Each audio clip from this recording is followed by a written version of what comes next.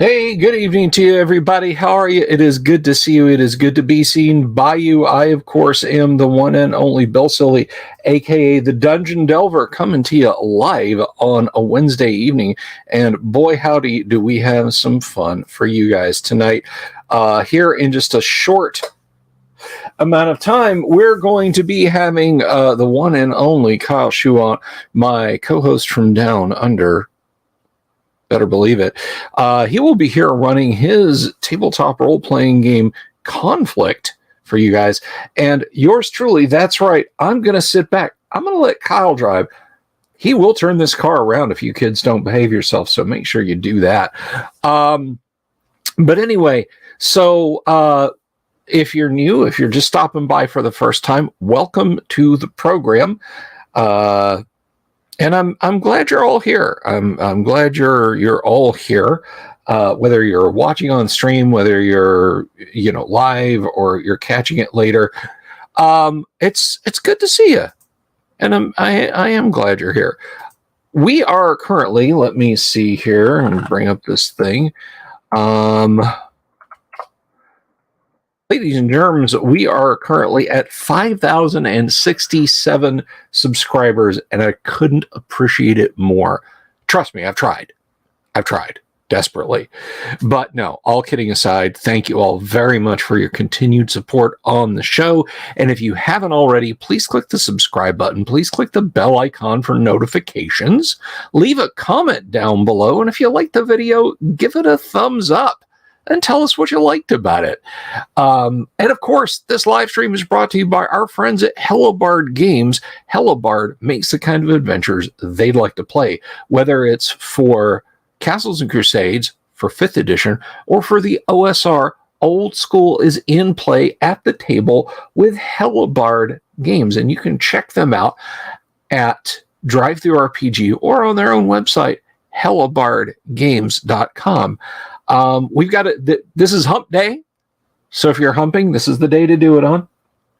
But we have, tomorrow, we have, Jack Photon will be in the studio with us. He will be here, telling me all the things that I do wrong with my audio and video setup, and I'm looking forward to it. I'm kidding. Jack will be here. We're going to talk Star Trek, the role-playing game. We're going to talk about Jack's awesome career as an artist. We're going to talk some Dungeons and Dragons. We're going to talk all kinds of cool stuff. Don't miss the show with Jack tomorrow. Otherwise, you ain't going to know Jack. And after that, on Friday, of course, we'll be back, and I'll be flexing some Gamma World at you guys. I think that's an official term, flexing some Gamma World at you. So be here for all of that, because it's going to be tres cool, and of course that's Spanish for 3 cools. But anyway, while I'm thinking about this, I just want to take a hot minute and give a special shout out to a friend of the show and an all-around swell guy, Paul Stormberg, who is a great dude, and he is working his fingers to the bone to do cool stuff for the history of tabletop role-playing games, for Gary Gygax's memorial up in Lake Geneva. So big ups to Paul. We salute you, sir, and good luck on getting that Christmas tree together. You know the one I'm talking about, brother. So my voice cracked. Anybody want to go to the dance? So anyway, we have got a good crowd of gamers in the green room right now. If you've never watched our Conflict live streams, I think you're going to be in for a treat, because this is a little different from the usual fare you get here on the Delver's Dungeon. It's a tabletop role-playing game. It's lightweight. It's fast-moving. But I think you'll find it's a little bit different. Without further ado, I'm gonna yield control. This is like that scene in Flight with Tom Hanks. Is that it? Was that it? Miracle on the Hudson. That was it. Where he looks over, his co-pilot Aaron Eckhart looks over Tom Hanks and says, "Your plane." So that's I am the Aaron Eckhart to the Tom Hanks that is Kyle. And Kyle, your plane. Oh, rather than taking over the plane, I'd rather take over the nuclear submarine. You know, there's that little bit where they're reading from the Bible in Russian, and the camera zooms in on the Bible or the guy's cufflinks or some shit, I can't remember, and it transitions to English, and we discover that the ship is captained by Sean Connery from the Scottish Soviet Republic. Comrades, today we sail into history. Yeah. Yeah, I'd rather be that. I'll be Fair Captain enough. Sean Connery from the Captain Sean Ramirez Connery from the Scottish Soviet Republic. This American is dangerous. We will give him a wide berth. Your attack was too slow, Ryan. I read your book on Halsey. Your conclusions were completely wrong. Your attack was like that of a clumsy child. No, hang on, wrong All right. Thank you, Michael. Yes, I'm quite proud of my Sean Connery impressions. Yes, yes. Show Goldfinger, do you expect me to talk? But anyway, so yes, we have the credit. I didn't know. Did you want to roll your opening credits? Did you want to do that? Did you want to do that now? I didn't know if you wanted to do it right on the heels of mine, or it's up to you. Oh no. I'm just nagging Safi to show up. No, I've got the credits rolling. I've got the credits ready, so I'll roll them when necessary. You know, we'll get over the starting game chat. Yeah, because every role-playing game group has got the random chit-chat before they settle down to play. And I think that's when the credits should roll. That's what I've done on tabletops. I've sometimes had a little theme song or something, and I've played that. And it kind of focuses the players, like, oh, yeah, okay. And they get their Cheetos ready, and off they go. Mark Morrison says, what the hell? I logged in and thought I logged into the hunt for Red October. Range to target weapon, officer. 1 ping only. All right. Safi's going to be here in 2 minutes, so let's add Bill T to the stage. All right. Bill. Hey, how's it going? Good to see you guys. Good to be seen by you. How's the channel going, Bill? Wonderful. We just passed 100. By the way, congratulations to you, Mr. Bill Sylvie, on the passing the 5,000 mark. Great job. Oh, well, and thank it's you. Always a pleasure to see you, Mr. Schuant. By the way, if you guys haven't subscribed, Bill's at Pete Minis Alive. I don't think Kyle has a channel, so you guys show all the love and devotion to Bill T and get him here. So we've got a few others where I'm gonna look over at Discord and see who's what and where. But yeah, guys, if you haven't subscribed to Bill T's painting live streams, please go check it out. It's awesome stuff. And Bill, I got a miniature thing I got to share. And Kyle, let me tell you something. This is something you can use around the house, my brother. I'm not kidding that. I'm not kidding you with this. But do either one of you guys know about the magic baking soda and crazy glue trick? No. Yeah, go on. Please do explain. Oh my gosh. Okay. So I made this big dragon Christmas tree topper, and it had very thin wings. I 3D printed them because the whole thing wouldn't print.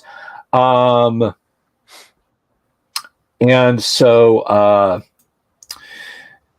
I had to cut the wings off in the 3D software and print them separately. But that made very thin connection points. And even though I hollowed the thickest connection point out and stuck a pin in there, it was super difficult. Well, I remembered that there are guys who do vintage PC repairs, and those plastics are getting to be 30 and 40 years old, and they're super brittle, right?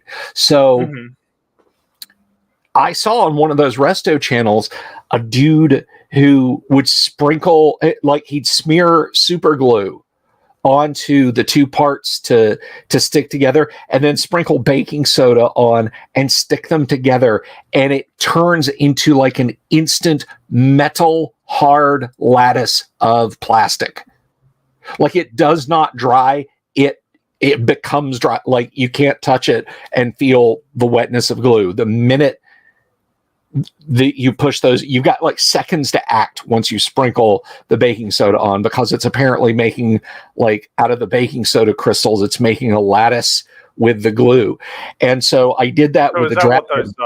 is that what those protesters have been doing then when they stick themselves to the road? Yeah. It basically, because epoxy takes time to cure. Cyanoacrylite, even when you use an accelerant, can be peeled up. You can peel that up with a spatula or even just a strong yank. It'll smart. But the stuff, you mix baking soda and crazy glue, and you've pretty much got instant epoxy. So it works on metal. It works on miniatures, and we put the wings on the dragon once we got it 3D printed, and they were just like, they were part of the body again. I could just sense all the gamers watching now or later thinking, how can I weaponize this for my character? Exactly. My character, I'm going to, okay, so I've got 300 credits left, right? Yeah. I'm going to buy every tube of Gorilla Glue on the space station or in the hab, and 5 pounds of baking soda. Why? You'll see. I absolutely love that trick, because it's two things that gamers have just on hand. I would suppose every household at least has some baking soda somewhere. So I mean, that is a great trick. Thank you for sharing that. I can't wait to try it. And I mean, as long as you're not like, hey, I need, this is like the accelerator pump for my carburetor. But I mean, if you got like a light duty piece of metal, like something that's decorative, it'll work on metal too. It'll work on anything that crazy glue or any cyanoacrylite glue will work on. I do recommend it. So that is a serious hot tip. I like that one. GM Van, welcome. Wave of Mutilation, hello. Miss Bella Games, greetings. Good to see you all. Welcome, everybody. And hey, we got 10 people watching, so we should have a lot of fun tonight. We got Safi backstage. Let's bring her front stage. That's right. Hello, greetings. Hi, how are you? Safi, good to see you. Hello, the time change kind of threw me off, so. The time change that happened like a month ago? Well, it didn't get drilled but in. We haven't played in like weeks, so. Yeah, we missed 2 sessions. Well, that's all right. Your characters needed to recover anyway. Because you had been a couple of you been lightly injured, and you were all concussed. So burst eardrums.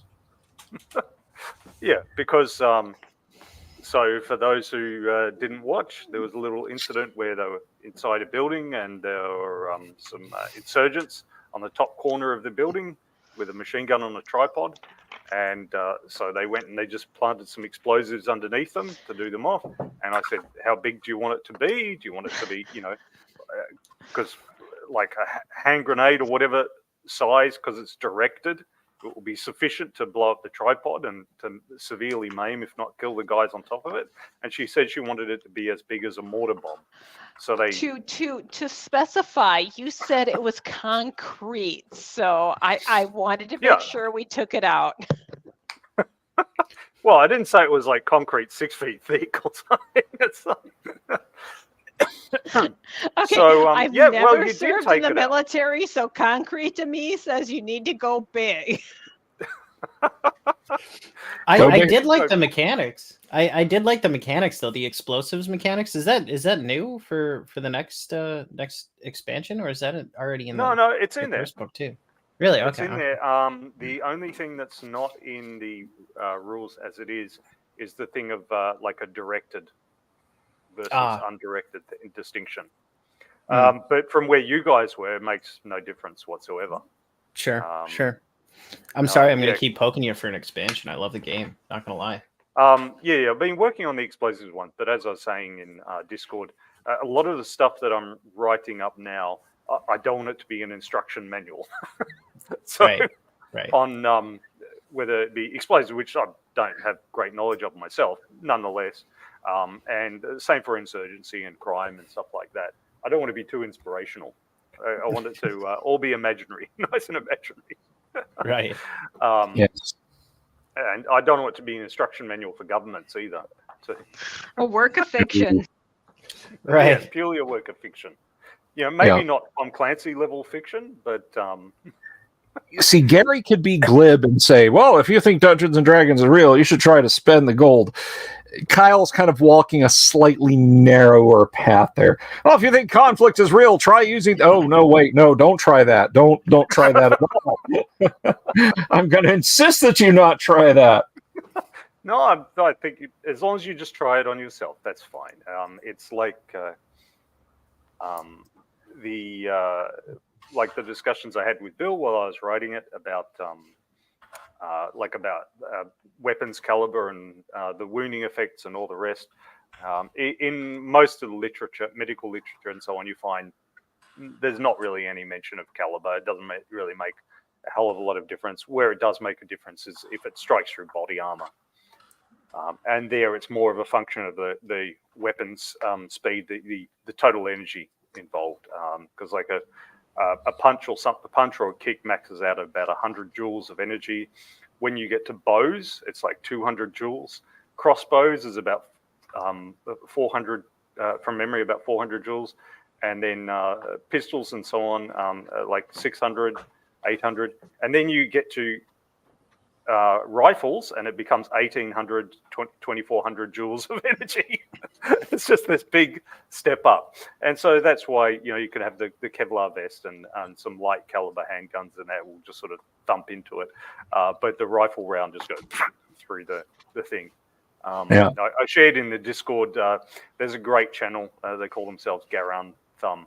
And they get the forensic body mock-ups. So, there's the gel, the ballistics gel, Right. That's meant to mock the density or resemble the density of flesh. They also have ones with artificial skeletons inside. So it's a trunk and a skull. And they'll fire on the thing with different caliber of weapons and different kinds of vests. And they do things like they'll buy the bulletproof hoodie off Etsy. I don't know if you're familiar with Mythbusters or not, but they've done a lot of fun things like that too. They've used both. Yeah. The gel and the skeletons. And they do that. And like if it's an unarmored guy, it doesn't make a terribly much difference. But the incident that I always remember from real life was I joined the Australian military when we were transitioning from the SLR, which was a derivative of the FNFAL from Belgium, a 7.62 millimeter rifle, to the Steyr, which was a 5.56 millimeter rifle. And there were some guys who were angrily saying that this was stupid and the 5.56 would be harmless and so on. And the sergeant said, if you think so, just go over there and I'll shoot you with it and then we can see. Yes. And the guy said no more. So... yeah. So that kind of that ties into what Bill said. You could go and resolve that if you want, resolve the arguments over the rules, but probably just take it on faith. That's probably the healthier thing to do. Because fortunately now we seem to have passed that age.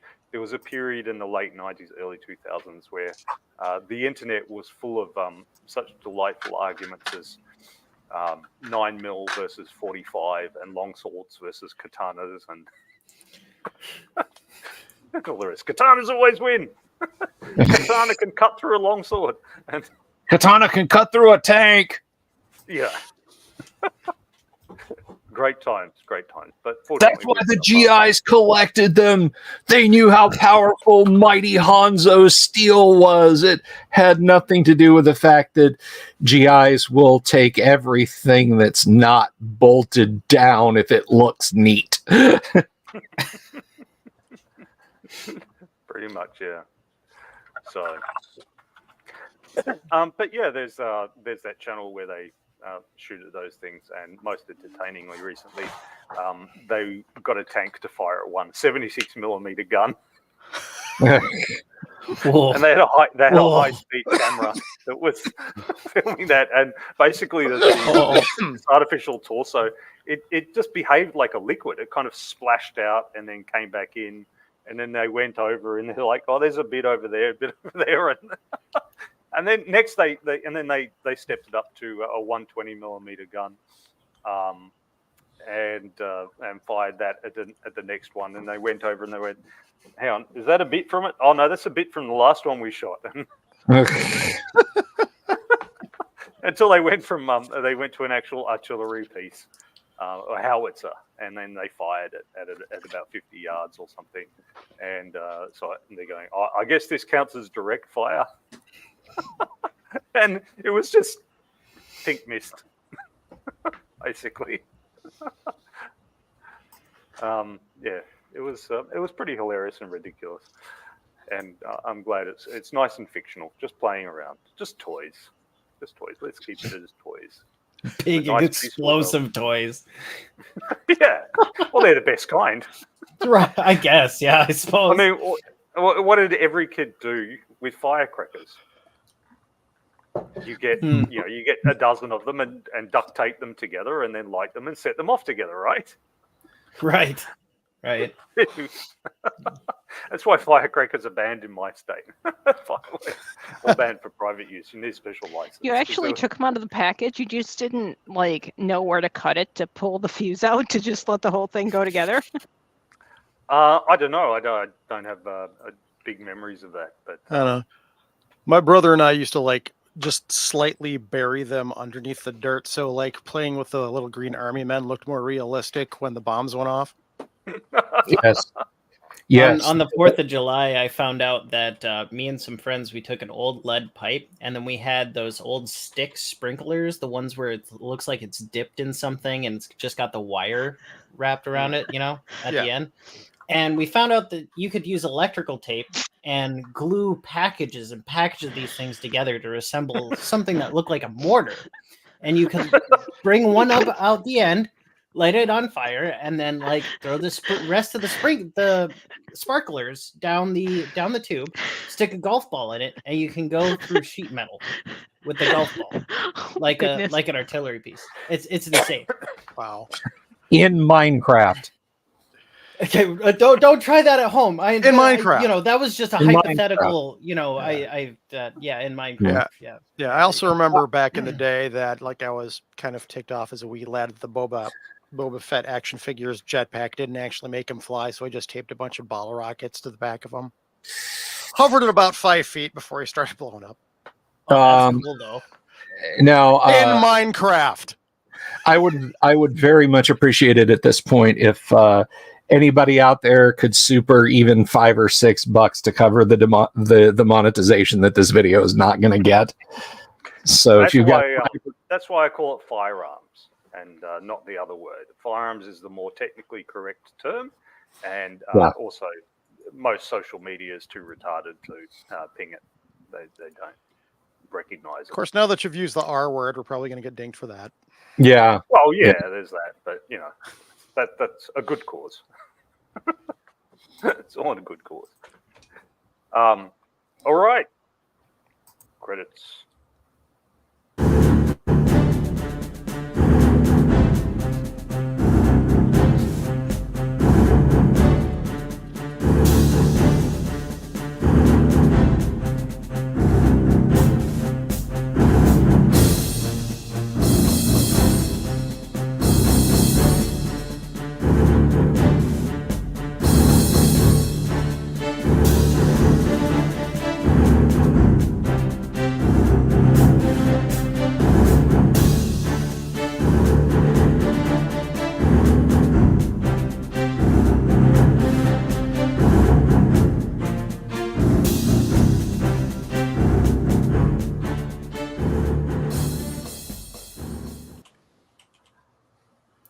There we go.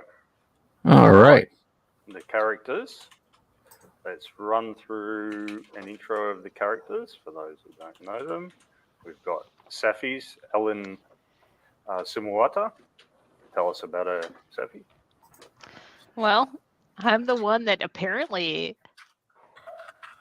does a little bit of physical and is explosive. We'll go with that. And a little bit of ops.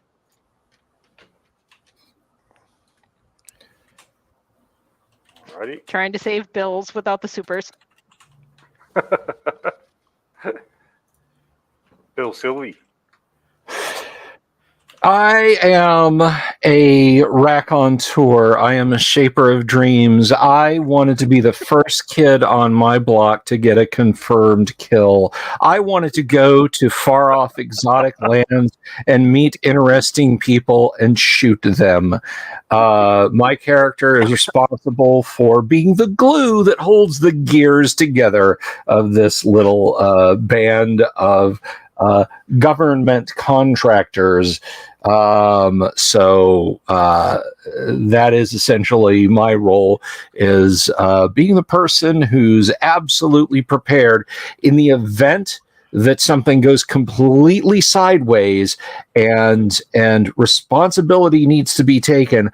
I will be the first to grab somebody else and throw them under the bus. Spoken like a true grunt. Absolutely. Jason. Yes, I am Sullivan Stapleton. 3 terms in the Army. He's been out in Afghanistan and all that for a while. For some reason, he speaks Georgian and Russian, but it's just because he likes vodka. And his quote is, "War is boring, women are fun, unless it's Sumerwada, because she scares the hell out of him." You are the machine! I'm the machine. Hilarious, by the way. By the way, Bill, I don't think you're really supposed to put glue on gears. Oh, you caught that, did you? Yeah, I did. You caught that. The glue that holds the gears of this great squad together. Sounds like where I used to work. That's relatable, That's even though I wrong have no and clue right what you're on talking so many about. levels. Gears are meant to move against each other, Bill T. Like in a bicycle, bicycle chain. It's like gluing a bicycle chain. Right. When Jason said about work, yeah, it's oddly relatable. Stu Bennett, he's an NPC. He's a big brawler. And he's had numerous head injuries, which explains his behavior. And is an agent of chaos. Bill T. Hey, how's it going, everybody? I played Daniel McPherson. He's the combat medic, resident physician, and kind of whacked out doctor of the group. He didn't pass commando selection, but because he had a training injury and happened to fall off the skids of the rappelling tower, so to speak, during his training. But he's kind of a wacky member of the squad, but gets down to business when it counts.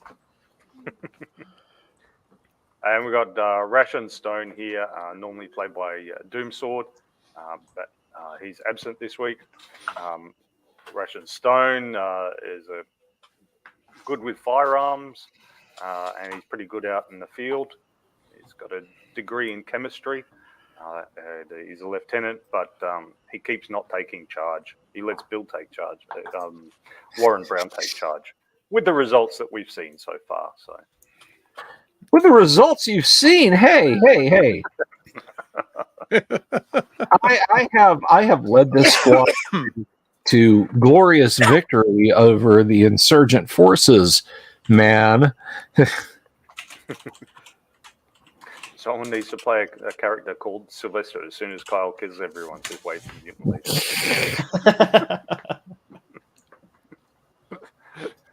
Alrighty. Yeah, well, they're quick to roll up. That's by design. Okay, so who's going to give a rundown on what happened last week? Jason? I wasn't here last time. Well, didn't you watch?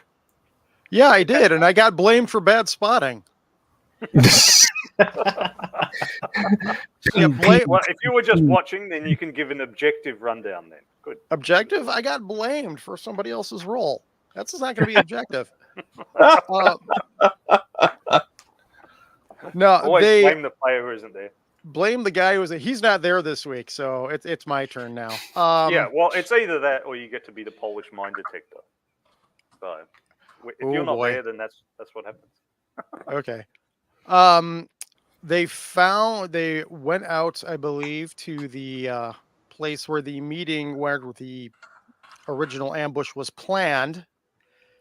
They found a building with a tripod and a machine gun on the top. People were inside. They got unalived after several dice rolls and apparently bad spotting. And Steph finally got her greatest wish and got to blow stuff up. And there was a lot of kicking of people in Minecraft that got them, well, game over. And that's as much as I can remember because, like, we didn't play last week either, so it's been like 2 weeks. Well, you know, I mean, some bad memory is inevitable with the concussions that you guys got. Yeah. When the large explosion went off, a lot of you were badly concussed. And in the game, when you've had that kind of concussion, it takes 2d6 minus your health with a minimum of 1 week to recover. And for it to become minor with just like a -1. So somewhere between 1 week and 9 weeks. I don't think we've got any health 3 people, do we?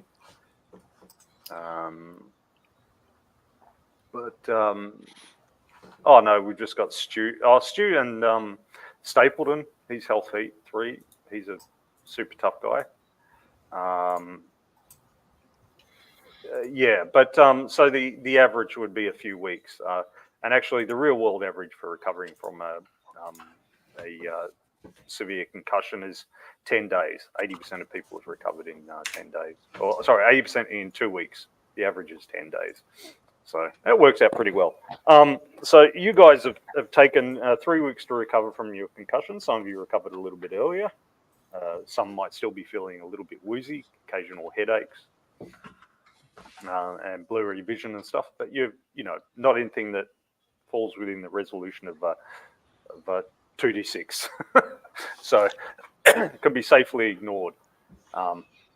So you're back to it. Now, the guys that you pulled out were either killed or so badly injured they've not been able to respond to any interrogation.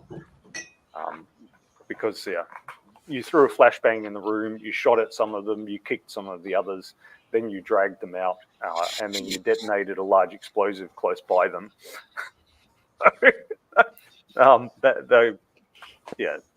The ones who didn't die were not in a condition to answer questions. They need, it's been a few weeks. How are they now? They're not in a condition to answer questions. There's 2 surviving. And yeah, basically, you know, they got brain bleeds and all that sort of stuff. They're pretty comatose, pretty munted. And they don't have very good memories of what happened that day. Where are we now? They're Okay, yeah. So you're back at the PMC HQ in Dust Capital, in the Green Zone, Dust Capital. Okay. So you're back there, all fully recovered in that. McPherson's gonna walk into the room and he says, "Hey guys, have you tried these anti-migraine pills?" And he's holding up a bottle of what is obviously Quaaludes. They're great. I right, so take the bottle out of his hand and look at him. I'm like, "You're our medic. you're the oh boy." It's not my fault the PMC's on a budget. And hydroquinone hasn't been made since 1987. Where, you know what? No, I don't. No, I don't. 30-year-old meds. That always freaked me out in the post-apocalyptic games where people find this medicine. You think the bottle of pills has been sitting there in this dusty cupboard for 30 years, and you're just going to down them? Yeah. 200-year-old jet in Fallout 4. Right. It's going to be good for you. Okay, yeah. So remember, you've got this oblong building, and one side of the building is the PMCs, that's you guys, and the other side of the building is Das Kapital Police. And then in the basement of the Das Kapital Police building is their prisoner wing, where they have some very overcrowded prison cells, and they've got the prison infirmary, where they've got those two guys shackled to the bed, and you can see there's bandages on them, and especially their head, and that they haven't had the best medical treatment because you're in a not very well-off country, and there are very few high-level medical resources, and they don't go to insurgents. They go to prisoner of war insurgents. Yeah. All right. And these guys are not up for a conversation, right? They're not up for a coherent conversation. Okay. You can go and talk to them, but You gave them the headache meds, didn't you? I may have, right dose, right patient, I guess. Hey, Sumawada, I want you to look at one of those grails we pulled out of the camp. Let me know if that's something that's been sitting in a warehouse in Waziristan for the last 42 years, or if it's the latest and greatest floor model from the Moscow trade show, if you will, please. Do they even put serial numbers on their guns? I didn't even think they put serial numbers on their guns. Do they? They have production lot numbers and that sort of thing. I just want to know if this is something that again has been sitting around and finally got sold off by a crooked Russian colonel after 40 years, or everything military gets serial numbers put on it. They might be filed off or painted over later, but they get them put on it in the first place. Yeah. Hey, That's just man. the military. Every last little part. Yeah. But anyway, yeah. Let me know if they are stolen old stock or if they are stolen new stock. Inquiring minds want to know, and things that go boom in the night are up your field of expertise. So please have a gander at the anti-aircraft missile. I guess McPherson would like to take a look at the mission board and find out what's going on in the theater besides what we've been up to. Yeah, that's Just probably a good idea. get a bigger picture. Just go walk up to the mission board. Okay, so Alan, you take a look at the captured shoulder-launched anti-aircraft missile, and it is a relatively recent development. It's a recent version. It's Russian box, but it's made in North Korea. One. So it's got some anti-jamming stuff on it and that. Okay. Can't hear you, sorry. You're really quiet. Am I really? Okay. You were. There you go. Now. You were. Yeah, Okay. That was better. Okay. I'm expecting that the fact that the unit I'm with will keep up on the latest tech, even on our unfriendlies, that I might have something meaningful to add. Yeah, it's your area of expertise too.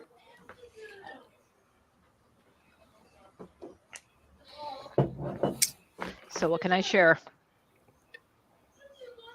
Okay, so let's have a look.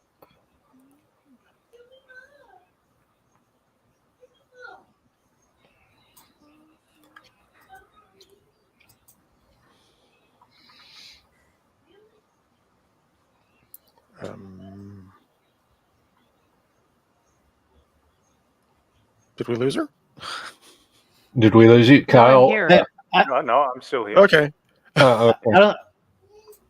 I'm waiting for the Okay. GM to Oh, fill us okay. in because this is Yeah, not I'll my just post through- actual I'll- expertise. No, that's all right. I'll just post through here.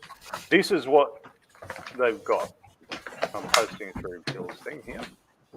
Okay, the verb. The verb, and this is pretty solid stuff as it goes.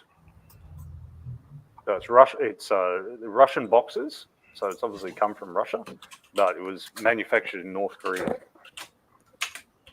You weren't previously aware that North Korea was manufacturing these. Oh. Let's make sure we get that to state. They're probably going to want to know. Yep. Okay. Now, as for the mission board, okay, so the Marine Quick Reaction Force has been called out a couple of times recently when there were shooting incidents in and around the green zone, but they don't seem to have been really big incidents. Further out, one of the other PMC teams has been going around looking for, there's supposed to be a second stash of these man pads, man portable air defense missiles. So there's meant to be a second stash out there, but they haven't found any yet. They just had a couple of dead ends. They kicked in some doors and frightened some villagers, but they haven't found anything yet. But there is word that there's supposedly this Russian floating around that's connected in some way to all this. A former or current GRU guy. Let me find it. Floating around where? Oh, in the country, like he's. Oh, like just in the country, not any particular area. Okay. They must know of him, but not his whereabouts. Yeah. Yeah, like he's because somebody has to physically transport the missile. Somebody has to make the deal. Somebody has to take the cash. Any bribe border guards, if they pass through a guarded road and all that sort of stuff. Did I take a screen cap of that? No, I didn't. All right.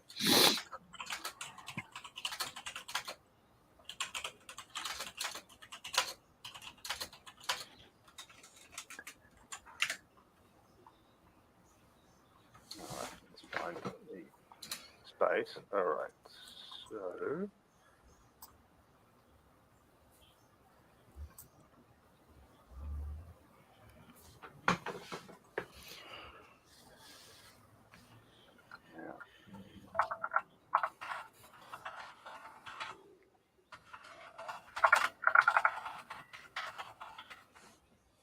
Okay, so again,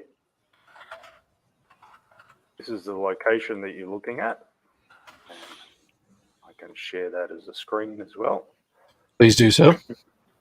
Yeah. How do I count? I'm just trying to get rid of all this side stuff on Google Maps. I don't need all. Turn the sidebar off. Don't need all that. The same map we were using before. Yeah. Okay. She'll love when it tries to be helpful and it really just gets in the way. Also, welcome Meteor Key Press. Good to see you. He's tutoring pre-calc. Cool. Good luck there.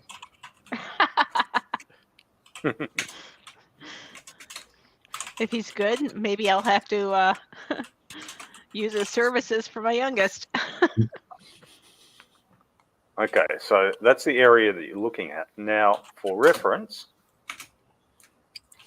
you guys went and found the first lot up in this valley here. So you see there's this big valley. It's a big glacial valley. So in the upper parts is the actual glaciers, and they send ice and rocks tumbling down. And in the springtime, water comes down too. It's now autumn because it's present day. It is currently the 15th of November, 2023. So you guys were up in one of these little mini valleys when you picked up the first lot. And then, so this is the border with Kyrgyzstan. And for, bigger view. What areas have they searched already? Kyrgyzstan goes on further up. That's a good question. What areas have they searched already? And and Frankistan is basically that eastern half of the country. What areas have they searched already? Well, they haven't been able to search areas because Das Kapital is down here basically. Okay. And then you've just got this long road because this is through mountains. This is like 4,500 meters above sea level. Okay. That kind of thing. So, and you don't have ubiquitous satellite surveillance over the whole thing. And I like this: restaurants, hotels, things to do in mountainous Tajikistan. Breathe heavily. I've got a friend who is a trainer, and he's been to the Himalayas recently, not to climb Everest or anything like that, but just to do hiking through it. And he shared with me a video where he was standing at 5,000 meters, and he said, "You hear that breathing on the video? That's me breathing, and I'm just standing." And he's this big guy who trains like 10 to 12 hours a week on endurance stuff. That's a shame they don't have a little blob up there for like weapon caches. Restaurants, hotels, things to do, Russian firearms. So altitude is relative. Right. Yeah, and then over here is a little bit of a border with China as well. Oh, did we get any intel on the second stash? No, just that it exists, and presumably one of the guys that you took out might have known it, or know somebody who knows of it. Did we get back to our base? Because at this point, I want oxygen. Yeah. No, you're well and truly back to your base. This is PMC. This is 3 weeks later. You're back. You got flown out. You're back. You went in. You landed 5 kilometers away. You took like 5 hours to go those 5 kilometers on foot.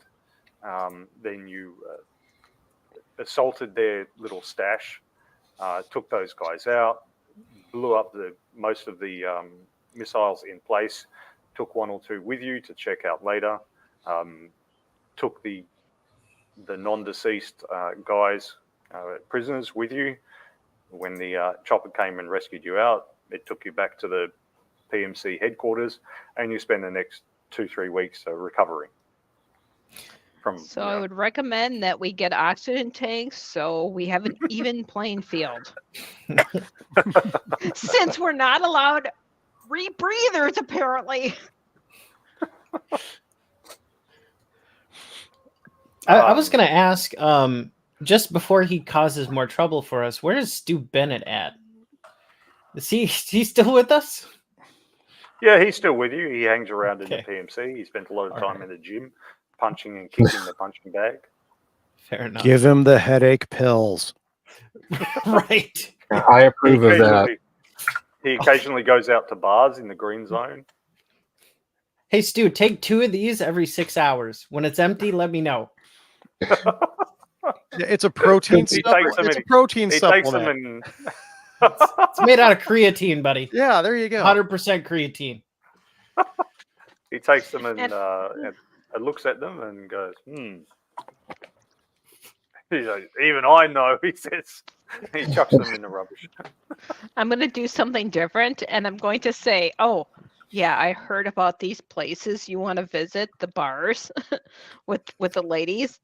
So you might go there. Ladies? Hoping the locals will pick them up. What ladies? All I've seen are dudes with guns. Actually, Stu, have you local heard bars. anything You're in the from the green local zone, bars? so- Yeah, Have yeah. you- So you're in the green zone, as I said. It's got local people. So it's got UN organisations. It's got the PMCs. It's got the Das Kapital Police. It's got the government, and then it's got people who work with those organisations, including a lot of locals. The locals tend to be in the more subservient kind of roles of being cleaners and cooks. And I mean, the low-level come on. security and stuff, whereas the foreigners will tend to be the doctors and the engineers and the managers and commanders and so on. there's not the red light district that they patrol. Come on, really? I'm There's plenty of seedy bars, right? So there's the hotel bars where most of the Westerners go, and then there's the seedy bars where most of the locals go, and the more seedy Westerners go. I was gonna ask Stu. Hey Stu, while you were at the bar, you hear anything about this other weapons cache? If you were mixing up with the locals, you got anything to share? And he says, yeah, there's some Russian behind it. Oh, nothing we don't already know, huh? Yeah, he's GRU or ex-GRU. Nobody knows. You wouldn't happen to hear anybody speaking in Russian when you're at any of these places, are you? I don't know, mate. He says, I was 3 sheets to the wind. That's fair enough. It all sounds Fair. Russian after enough drinks.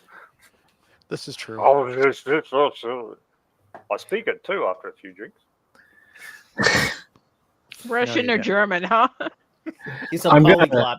It depends on what he's drinking. I'm going to visit the medical center again, Kyle, and talk The to prison infirmary, you mean? the prison infirmary, right? And Not your nice, clean one above ground. no, the other one. The Either less clean. Where the seedier patrons go.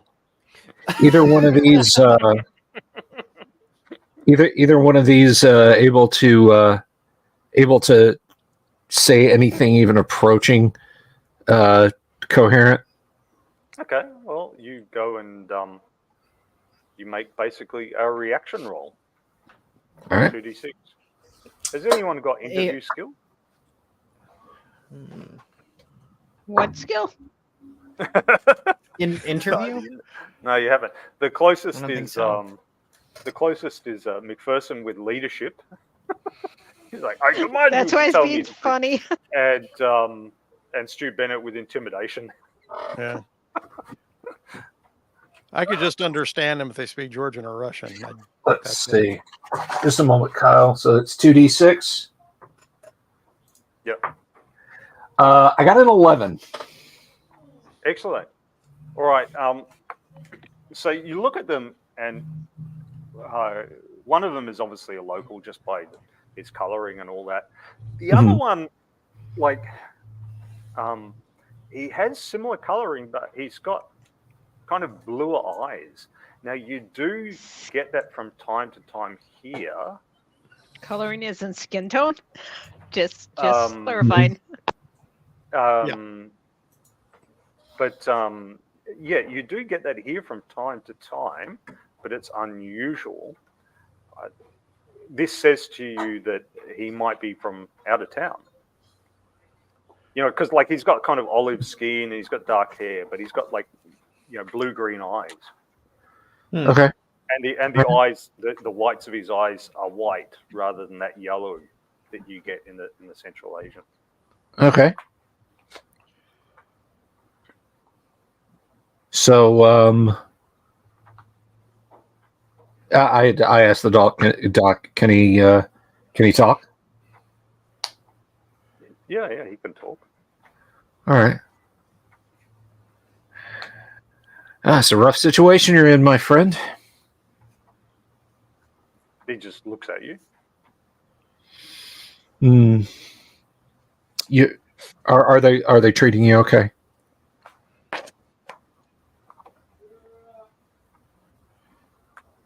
Does he say anything? All right. No, he just looks at you, and you could tell by his eyes, he's alert and he's listening to you, and he's also he's looking at you because. So here's the thing about interpreters. So when somebody's interpreting, people who are used to having an interpreter around will look at the person they're actually speaking to. People who are not used to an interpreter will look at the interpreter when they speak, and they'll go, "Tell him I said blah blah blah."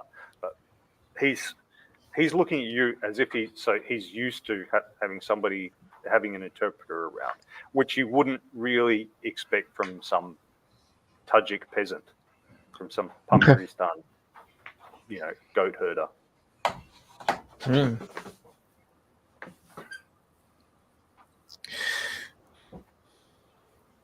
So, you want to have a conversation like civilized people, or do you want me to start doing stuff that the State Department actually lets me do? He just looks at you. Hard case. Okay. All right. Well, I tell you what, you lie there and you think about whatever it is you want to tell me about the missiles, about what you were doing up there above the snow line, and what anything else you want to say, and I'll give you, I don't know, I'll give you about 30 minutes to think about it, and then you and me are going to go on a little helicopter ride. All right? All right. Give him a pat on the shoulder and turn around and walk out. I love the closer, the nice champ pat on the back. That's intimidating. Whoa. All right, I'm gonna go. Do we have a helo at our disposal? The hip is that flyable? Yes, it's flyable. Nobody shot at it or anything. Excellent. I'll collar the pilots and say, "Hey, be ready to fly." Do you tell McPherson what you just had? What just happened?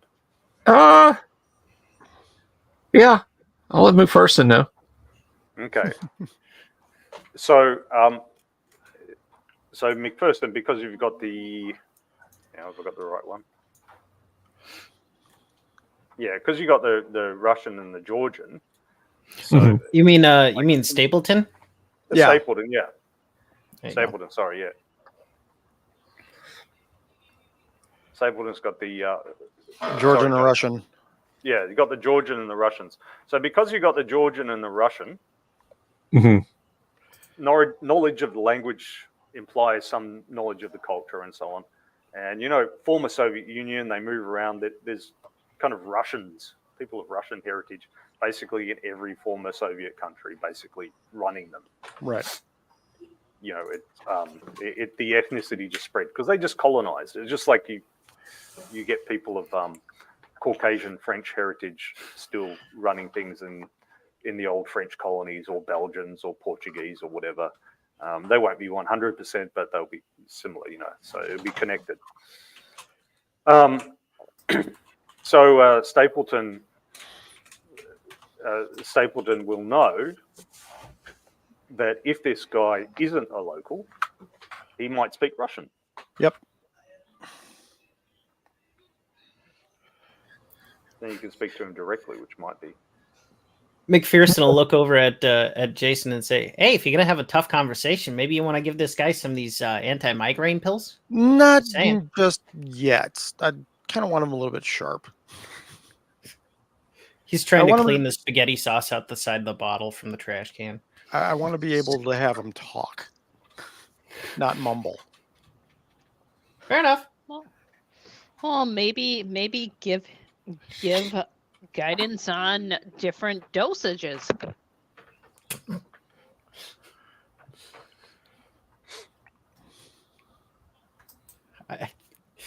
I wouldn't even know where to begin to start with that. I've just been taking one every 6 hours, and it's been doing all right. Just fine for me. All right, who's going and talking to this poor guy? Well, I guess I will, because I maybe speak his language. Are we still taking the helicopter ride? That is entirely incumbent on the outcome of your conversation with him. Okay, so And I volunteer to go with our our friendly interpreter. Oh, you're coming with me? Okay, no pressure. Well,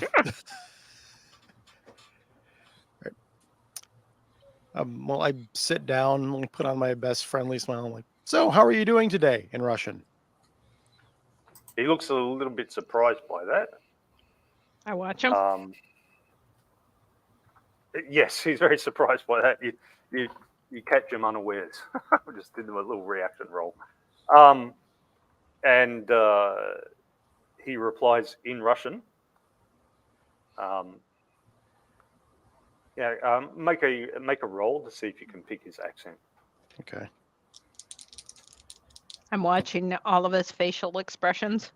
Ooh. And add Russian +1 for the Russian, because that would be a 12. Rolled an 11. Yeah, Ooh. this guy's Chechen. This guy's not Pamiri. This guy's Chechen. And he replies, "I've been better."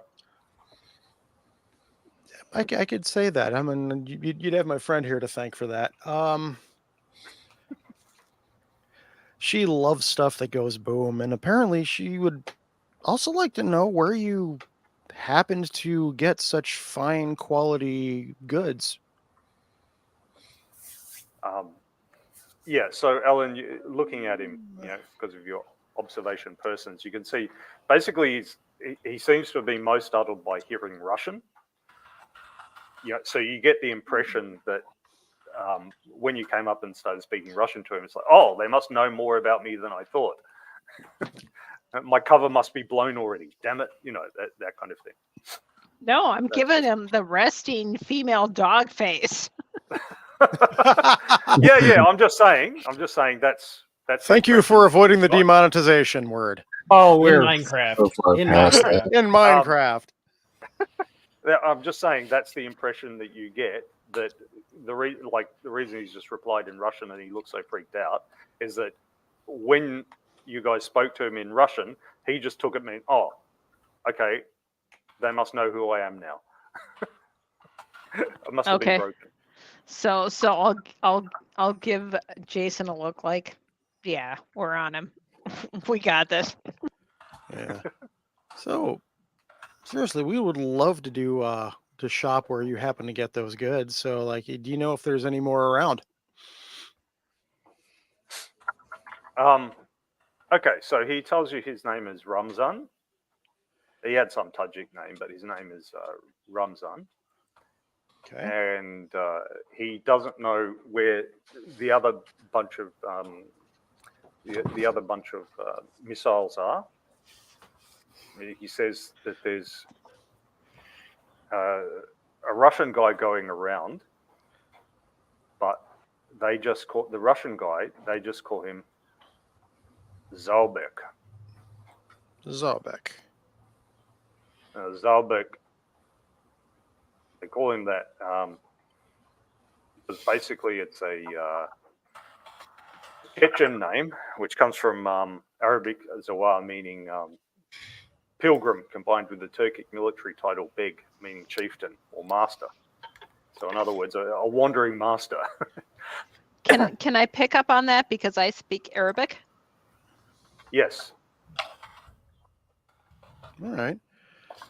Yeah. Well, so if wandering master, and so in other words, and yeah, he's some Russian guy, and he's sure that he used to be like Russian military intelligence, GRU, if not is still. how'd you first contact Mr. Zalbek? Zarbek? Well, so Ramzan says, he's from Chechnya, and Yeah, I actually picked that up. yeah, he's Chechen, and so he himself has been working for the Russians for many years. I'm giving him the verbal, well, not the verbal, but the psychological, pointing at my eyes and pointing at his eyes and pointing at my eyes again.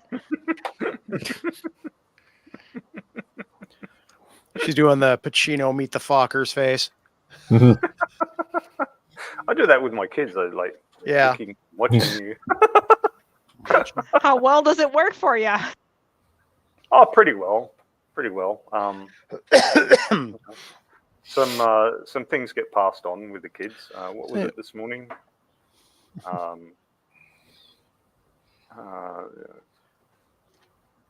think I said it in the Discord, but yeah, my son's growing up to be a cynical lad, and it's going to be a savage dad. My daughter said to him, "Zach, do you like my tap dancing?" "Lily, that's not tap dancing." But Alex said it was. She was just trying to be encouraging. Ouch.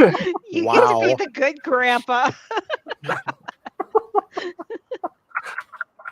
Yeah, so it Uh, can be savage when he's a dad. well, I All right. have another question that Yes. this in character for Yeah. you know. Yeah. Now, Russians have been in this area for years, and we were expecting Russian weapons, yeah, but you had state-of-the-art North Korean gear. That's very interesting.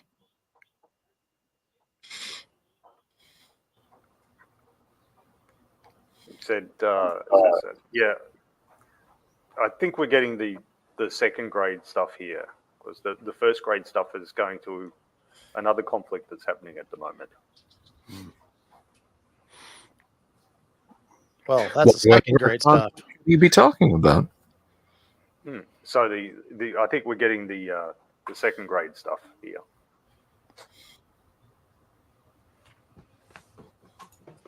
Well, either way, it's Even impressive.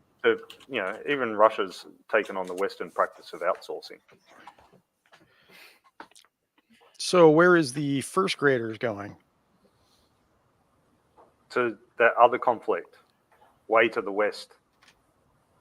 Way to the west. Way to the west. The conventional war. This is the counterinsurgency. That one's going to the conventional war. Okay. They're probably using them to shoot down Ukrainian drones or something. I don't know. Fair.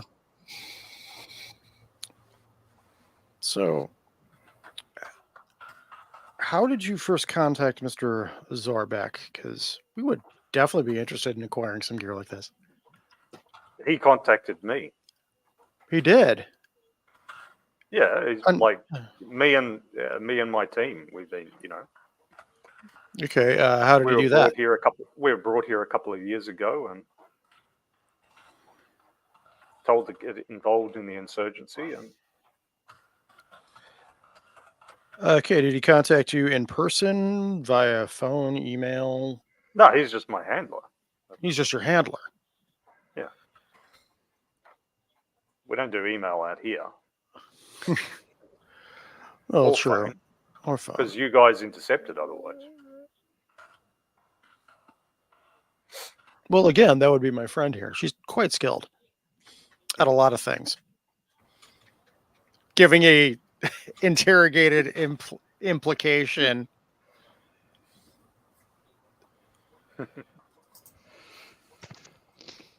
Because she's intimidating. Yeah. Like he's intimidated. Don't worry, he's intimidated. I mean, he got shot at. He got kicked. He got blown up.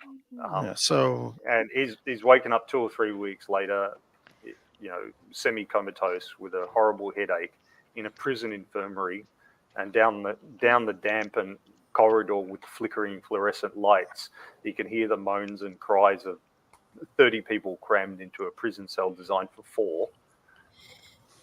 I'm And going you to can take an active smell their role. waste. You can smell their waste and all that. He's intimidated. okay. I'm taking an active role, and I'm going to approach him, and I'm going to start like looking at his hands, and looking at his body, and looking at his face close up, and like scratching my chin. And I'll back up. I and told you I'll- you should have I'll- taken the I'll- anti-migraine pills. I think she likes you. and I'm going to do like a smile. That's kind of scary. Oh, she really likes you. So, And I'll back up again and just. I'm getting listen. Joker vibes here, but yeah, like you don't have to intimidate him. He's already intimidated. okay. Just, All right, just so- Yeah, I have to, just cause. Hey, all right. So no phone, no email. So in person, intermediary. Where would Yes. you get this information? Well, is there a drop somewhere? Usually it's at the border post because The we've got border the guards. post. Okay. Yeah, the guards are in our pocket between Kyrgyzstan and Tajikistan. Okay. All of them or just a few? Well, I don't know. We just do the one along that highway. No, I mean all the You know, guards. I don't have the responsibility for everything that's going on in the whole theater. All right. But yeah, in the see, you can see Tajik Customs and the Kizil Art Pass, which somebody's helpfully put a picture up for for us. Wow.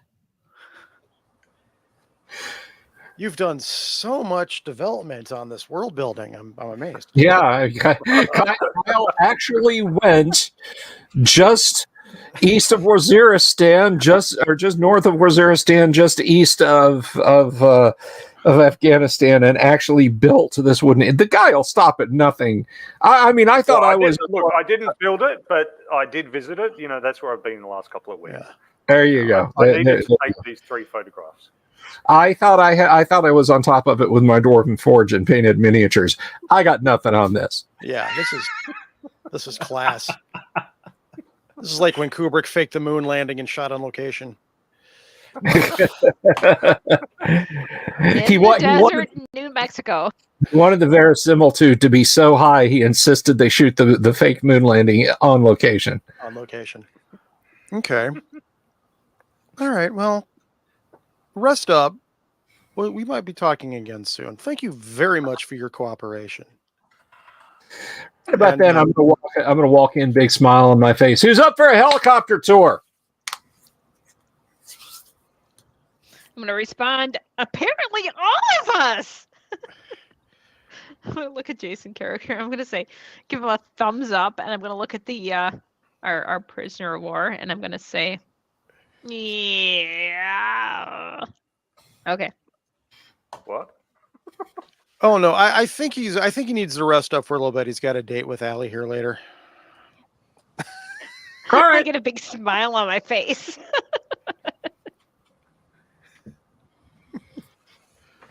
All right. So on our way out, I'll get the rundown from these guys. Yeah, we're looking for a dude named Zorbek. That seems to be the Russian. It's his handler. He's been in country for a couple of years. This is a second grade. Yeah, because this is second grade equipment. Everything else is going toward the heavier stuff's going to Ukraine, but they're getting scraps apparently. But still, it's enough to make trouble for us. Yeah, well, there isn't that much stuff here in theater for you guys. Yeah. That doesn't make any damn sense. The Russians can just take trainloads of the crap from North Korea. I don't understand why they'd be messing around with little drips and drabs here, but whatever. Well, it's a diplomatic thing, you know, because U.S. forces are still at least nominally involved here, and the UN and all the rest. You know, Yeah. so Hmm. they just want to poke a little bit. They don't necessarily want to. So they're Go trying to full on. split and divide a little bit of us. Yeah. Yeah. You know, if the Frankistan government falls, that's good. If it doesn't, if it just continues struggling on for many years while drawing on Western resources a bit, that's good too. So let's go catch us a Russian, boys and girls. So most likely, the border gate at Tajik.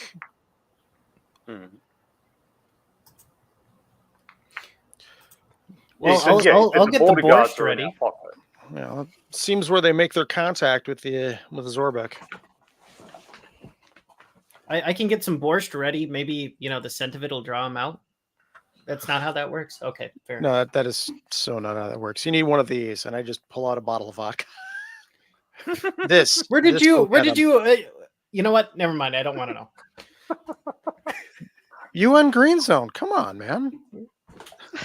You guys are It's trying not a dry the country. typical It's not a- thing. Okay. It's not a dry country. I'm It's a- sure we can it's a do better people's- than his stomach.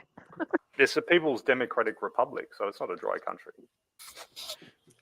All right. Is it- People might not be able to afford liquor, but it's not banned. Let's The people make their own from potato peeling scraps or something. let's Occasionally take buy our information that we've got. We'll take it to our, just to let them know we're not wasting avgas and the time of some bored 25-year-old analyst sitting inside an air-conditioned building in McLean. And let's see if we can get us a drone on that area, a spy drone. I don't think they're going to let us play with Hellfires, unfortunately. There isn't one. Remember, I told you there was last time. Yeah, we have to do the shared thing. Okay. I must be having a senior moment. I thought we got an unarmed drone for there was an unarmed one last time, but it's not. But not now. Okay. All right. That's fine. That's fine. I just wanted to make sure that I hadn't completely gone out of my wits and imagined it. But it doesn't have Hellfires or anything like that. It's not an armed. It's okay. Unarmed. All right. So let's. Then I guess we'll have to go down there and get our shoes dusty and see if we can nab this little borscht eater ourselves. So, who's up for a road trip? Ooh, me. Are we there yet? No, 5 more minutes. All right, let's Hey, Stone, are you coming with? Is Stone coming with? Yeah, he'll come with you. Nice. Or is he using his chemistry degree to build a still for the locals? Did you get a window of when he met this guy? Was it a regular schedule, or did he have a safe code or anything like that to give the guy? Anything? Crap. That he did not say. He said the guards were in their pocket and they got their information through that border post. All right. But he's been here for a couple of years now, so I'm assuming it's a regular thing. I'm sorry, Game Master, what was it? Are you going to tell Das Kapital Police Commander Colonel Shah? Oh, yeah. Yeah. And he said, corrupt border guards. We know what to do with them. I'll send a squad of men with you. Excellent.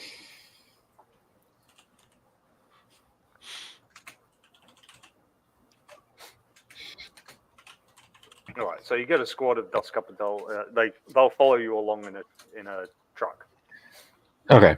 These the police special forces guys, or are these just some random uniforms he's got? These are random uniforms. These are 8 guys with AK-47s. Shit. Okay. That truck is going in front of us.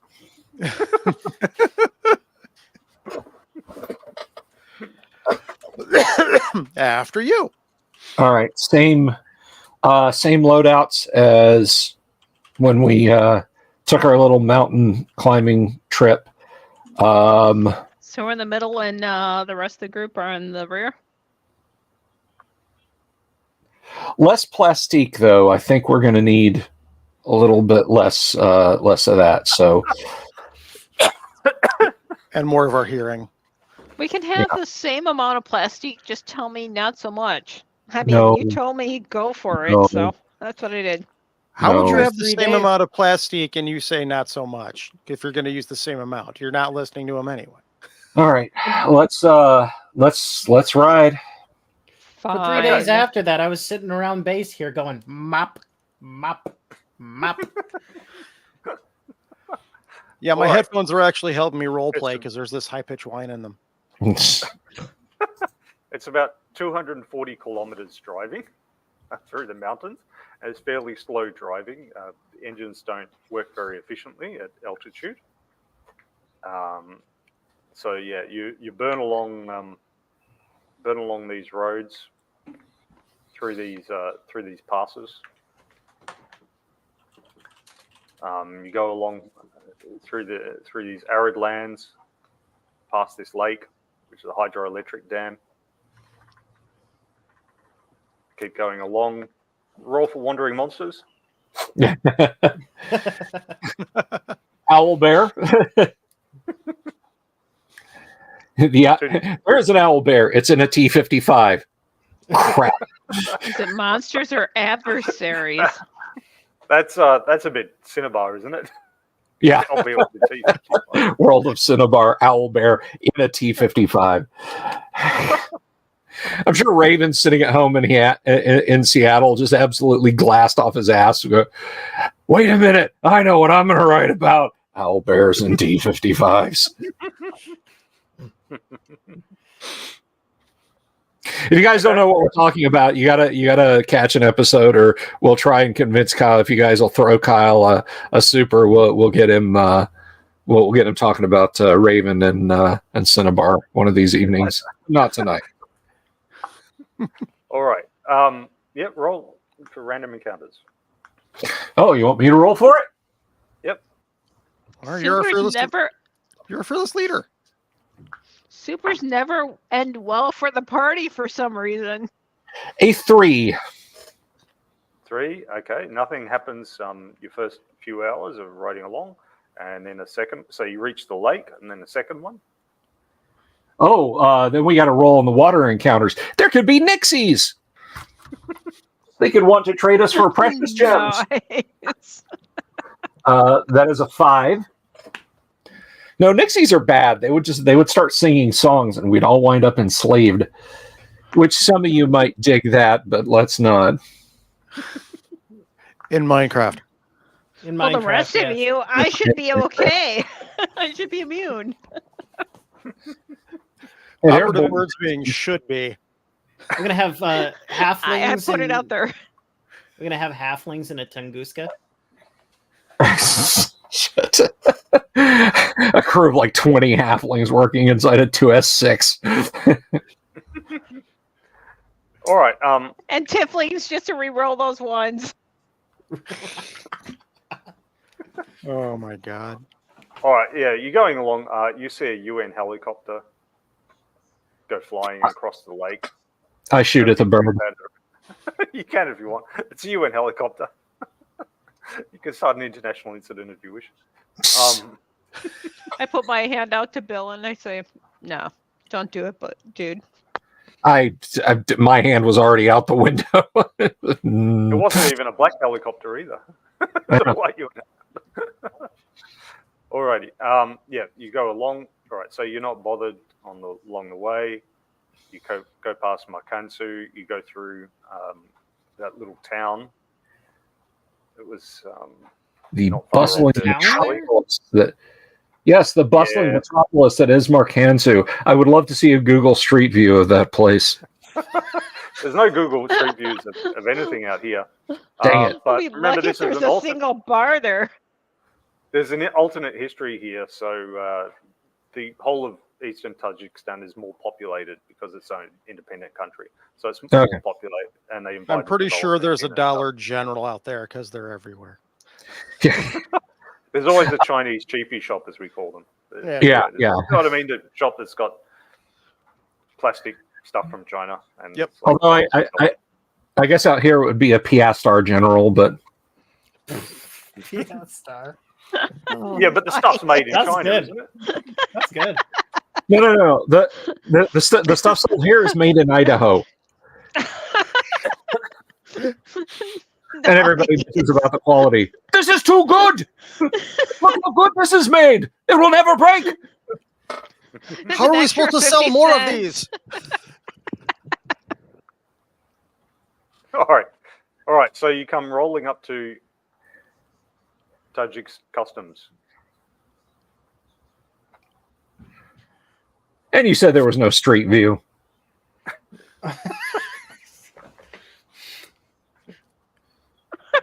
You're at an altitude of Just- 4,282 meters. So the Somebody engines are somewhere- truly struggling along. See that little Somebody- building? Yeah. That building there is where the guards have to sleep. On account of, God. they're not like going 200 kilometers to and from work every day. Somebody somewhere woke up in the morning and decided that they were going to hike out to this place and take a bunch of pictures and put them on Google. I was No, yeah, that's what I'm going to do with my day. Sorry. it's the climbing community, actually, Bill. Really? So, Oh, okay. All right. Yeah, Well, yeah. So that that's, explains a lot. That's like Tajikistan has a little bit of tourism from Russians and stuff, but the Western tourists tend to just go out into the mountainous areas, climb the mountains. You learn Do they have something a new every badge day. for that? All right. All right. So, so you come rolling up to the border post. There's a couple of guards standing around smoking cigarettes. They're wearing brown uniforms and they've got, AK-47s slung off them. They look pretty indolent. You think there's not a lot of traffic up here. I give him a dull look, like whatever.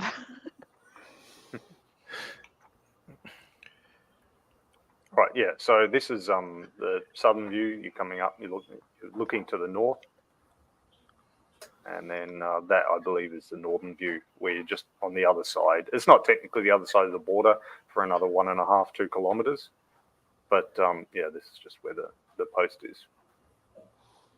What are the what is the Das Kapital police force doing at this point? Are they just under their own authority here, or are they, No, they'll wait. They've been told to wait on your command. So the Das Kapital police truck rolls up to the border post, and it just sits there with the engine idling Okay. and waits for you guys to catch up. I'll it's gonna dismount, I guess. These As guys are well. basically men at arms for you. Okay. I give him a look like I'm trying to memorize them in case I have to identify them later. all right. I'm gonna stroll right up and say, "Good afternoon. I'm with the National Geographic, and I'd like to take some pictures and talk to you gentlemen about the wildlife and geography of this region." Actually, I'm just screwing with you. They look at you in complete confusion because they don't speak a word of English. I repeat what he says in Russian. And they look at you in complete confusion because they don't speak a word of Russian. I'll look at our plenipotentiary, who hopefully speaks English and whatever these guys speak, and tell them we're looking for the Russian Zarbek. At this point, I wander up and say it in Arabic. There you go. One turn. sort of looks like he recognizes some of your words, but you think he's probably because majority of the people here are Muslim. He's probably one of the kids who had to memorize the Quran when he was a kid, because officially that's the duty of every Muslim male, to memorize the entire Quran. Right. And many do without actually understanding it. Just like in Judaism, we do the same thing with Hebrew. Say that. Yeah, they prefer it to be in Arabic. There's really no translation. They want it to be in the original language. Yes. So since Yeah, he so- showed some But that comprehension, doesn't really give the person conversational ability necessary. Yeah. necessarily. so since he showed a little bit of understanding, I'm going to dumb it down and slow it down as much as possible to see if there's some Remember, translation. louder. Say it louder too. When- Slower and louder equals Lower and louder. you'll understand what I'm saying. Like you're talking to grandma. Y'all understand the words coming out of my mouth? I am doing the Captain Kirk talk, okay, in Arabic. We're looking for Zorbek. Spock! Okay. Make a He's reaction roll. somewhere on the border. Make a reaction check. Do we have the DD dice or no? No. Just Okay. Gave up on him. Crap. How do I do You They- can Google dice roller and Google will give you a dice roller. or if you I still mean, have, I can do real dice, but Anyone here can do a reaction roll for them. if you still have Party as Discord a up, you whole. could probably use a bot there too. I can't because I'm on the live stream. My phone does not like both. 7, Kyle, 7. 7. Okay. Yeah, so pretty mediocre. That's fine. Reaction. And he's Zabek. He looks at his watch. Holds up 3 fingers. And he says, 3 hours. All right. Excellent. Thank you. And I Thank you. use the where. All right. I'm going to hand them each a pack of smokes. He points to here. I'm going to hand them each a pack of smokes, pack of Marlboros. Thank All you. Thank you. Thank you. Thank you very much. Thank you. I say thank you so they understand. And he goes back inside his hut and he sits down and gets on the radio and starts babbling away in Pamiri. Nice guys. All right. A question from Wave of Mutilation. Das Kapital, is that a hidden Doug Anthony All-Stars joke, Kyle? No, that's just a communist joke because if you're in a former communist country and you establish your own new country and you want to be acceptable to the leaders in Moscow, what do you call the capital of your country? The capital. Das Kapital. Das Kapital. Yeah. I was gonna go with John Jachancy and Q, but okay. All right.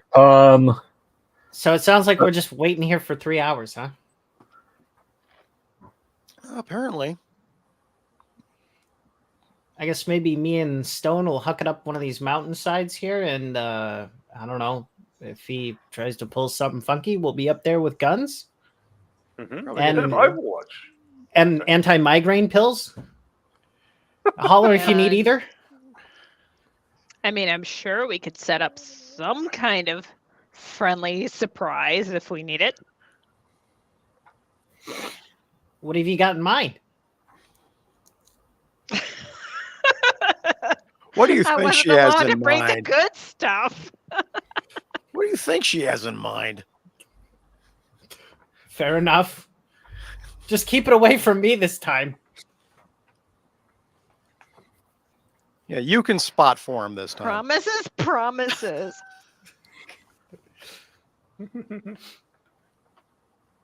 Okay, to the right of this pass here, which is just driven dirt, as you will have seen on the image, there's an old dirt track.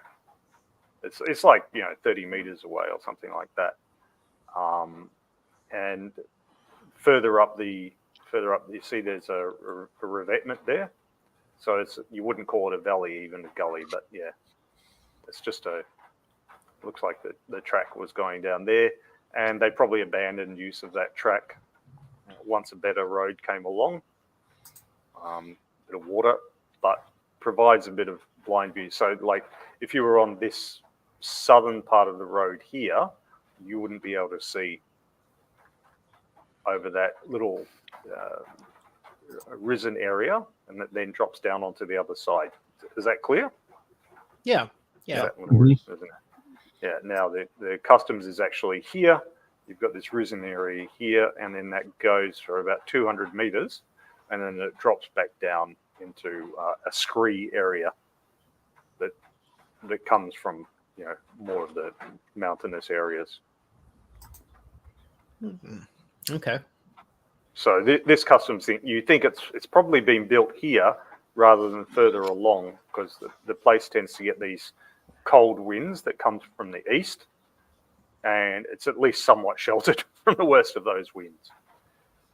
So Stone and you, Bill T, you can get up here, and you've got fairly good overwatch over the area. You'll certainly see who's coming from the north. Anyone who's coming from the south, you're going to see the dust plume anyway. What's an effective range on your standard infantry rifle? Like what, 150 meters? For supposedly 200 or 300 meters in single fire, and then up to 600 meters in section fire. What about Supposedly. a sniper? We'll try and post up somewhere between 150 and 200. Yeah. That way we're kind of in the middle there. So hopefully that's some encouragement for Stone this time around. Don't we have the sniper on us too? Yeah, you've got everyone with you. So, well, Stone is the best shot. He's got expertise in firearms. So he's not officially a sniper, but he's the best shot. I think Stu's when we get up and there, I'll Stapleton's radio got Alan. he's got stealth in arid areas like that. So Stapleton would be a good one to sneak around in an area like this. in this So area. what's our comfortable range? Just to know. Well, it's up to you. The closer is always better to hit them, but further is always better to have them avoid seeing you. Yeah. So, and it depends on the terrain too. Like you've probably seen those paintball videos where you get some guy who's camped in a bush, and guys will like walk within 2 meters of him and not see him. He's wiping them out and that. But on the other hand, someone can be literally 2 kilometers away and you can see them through a scope if it's wide open enough territory. Yeah. So, so you sit there for the 3 hours. Okay, so who's with Stone then? Is it going to be Stapleton or McPherson? I'm going with him, I think. Because I'm thinking I should probably stay somewhat close by, as I'm the one who speaks Russian in case we have to talk to this guy. Yep. So I'll like hang out in the back of the back truck. Where are the our escorts at this time? Are they staying where They're just at? standing around. So you've got the actual border checkpoint, and then off to one side you've got the guards' dwelling. You've got in front of the border checkpoint, blocking the road, you've got the police truck. Okay. And then you've got, I assume you've just parked off the side of the road with your own vehicle off to one side. The police guys are just milling around their own vehicle, having cigarettes and chatting to the border guards. Okay. There's 2 border guards that you can see. You would just assume that there are more in the dwelling. Right. I'm just going to hang out behind our vehicle for a bit. I'll be there too. Yep. I'll be as well, just because I talked to the Border Patrol and I had to do my William Shatner thing, but yeah. Yeah. Because they actually saw and talked to us, so it's a possible that Doc and our best shooter has snuck off while we were talking to them. All right, Bill T, make a tactical observation check. And you will get substantial bonuses because you're sitting in a good position and you've got time to look around and so on. All right. I got an 8 on the die. Okay, and you add in all your bonuses, so there'll be no problem. All right, often on that ridge line, off to the left, there, it's not as hard a ridge as what you're on. That ridge line off to the left, at about 300 meters from the checkpoint, so about 450 meters from you, you see some movement. You see at least 2, maybe up to 4 guys moving around. They're wearing local kind of clothes, just loose clothes, and it's hard to tell at this range, but they're definitely carrying long arms. McPherson will get on the mic. Migraine 1 to Alan, come in. Migraine 1 to Alan. I'll respond back. Understood. What do you have? We've got what appears to be 2 guys with some a goodie bag on the ridge, about 400 meters, bearing 260 in the open. Got a got a description on the 4? Hmm. Can you run by me? What exactly were they carrying? Just long guns, right? Yeah, as far as you can see, because you can't at this distance, they're about 450 meters, and Sure. you've just got like a 4x8 variable scope, so it's a bit difficult Right. for you to see exactly what they've got. You think it's probably not RPGs, but you wouldn't be able to tell if it's AKs or M16s or whatever. Is Some it- sort of long arm. Is there any primary color to what they're wearing? Is it brown, blue, whatever It's they're wearing? It's obviously just normal clothing, whatever. They're not wearing a uniform, but then the squad of Righteous Fury don't wear uniforms. Sure. Two individuals, civilian clothing, appear Probably to be 4. carrying long. What's that? Probably 4. Now that you look. it's Oh, probably okay. Check that. Four individuals, civilian clothing, potential arms present, long guns. I'm going to wave it at our commander, and I'm going to go to our spotters and such, our base, and say, in William Shatnerese, how William many are you Shatner. expecting?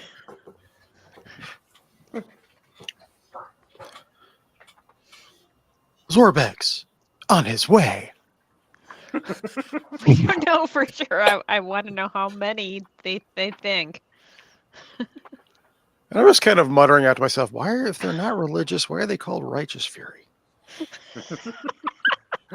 You can have Righteous Fury even if you're not religious. They're nationalistic. Squad of Righteous Fury. Where are the women of dubious morals? That's what I want to know. They're all back at the bar with Stu. Who's with you? Who's with you? Oh, Stu's with us? Yeah. Okay. Why would he miss out on the fun? Oh gosh. You're welcome. Okay. I think she needs a migraine pill. I'm good, thanks. Okay, so while you're watching Stapleton, you see those you see those 4 guys. They're going and they're reaching into a big bag or backpack, pulling something out and arranging it. What is it that they are arranging? I'm can't see going to just the communicate. distance at the moment. Yeah. As you're Yeah. watching, they pull it out and they kind of If it's fling not it up happy, into the take air, the shot. If it's not and happy, just take the keep shot. hovering there. They've got some sort of drone. Oh, crap. They've got a I- drone. They have a drone. got a They drone, just yeah. left a drone. Yeah. It's just I'm floating there, gonna- and then one of them is I'm- obviously putting on a long aerial onto some sort of comms device or whatever. So Elwyn, you'll know that they've got a drone and I heard the drone, and I'm saying, you take just the hear drone like out. even up here at this distance, 400 meters, that because there's the nothing to stop drone. the sound. Take It'll carry. the drone. Take the drone. And I'm going to go to I'm going to call our commander and I'm going to say, yeah, we need to communicate this. Just to make sure these guys are legit. If not, we'll follow up. I've been listening. All right. Okay. So also Stapleton, it occurs to you with anyone who's got tactical observation, you got knowledge of tactics, that it's possible there won't just be 4 guys on their own with a drone. There's 2 possible things they could be doing. One is being a scout just for themselves, and they've got no violent intention. They're not going to initiate a contact or anything. That they're just going out to have a look. And the other possibility, of course, is that they're just the recon element of a larger unit. And they're marking this for a bigger target. And so there might be others around, in other words, other teams. Okay. I guess maybe McPherson's going to get on the radio after seeing the drone launch and say, Migraine 1 to Alan, maybe we should just fight fire with fire and see if we can get our own drone over here. A much bigger one with wings and a propeller. We don't have that. Kyle, Take their Kyle drone said- out. You Take might their have drone it, but like I said, it's not You don't just have it automatically. You have to call in, and then they go and ask for it. And then you Take see their it, drone they'll out, tell you and if it's available. we'll try to counter it.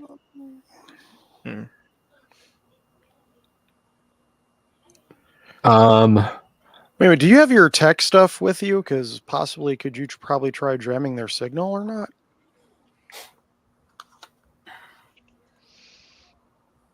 I can try. I mean, I always have my laptop with me. Because if we can track a cell phone to somebody in a base, I think you might be able to figure out what radio wave they're using to control their drone. Could be.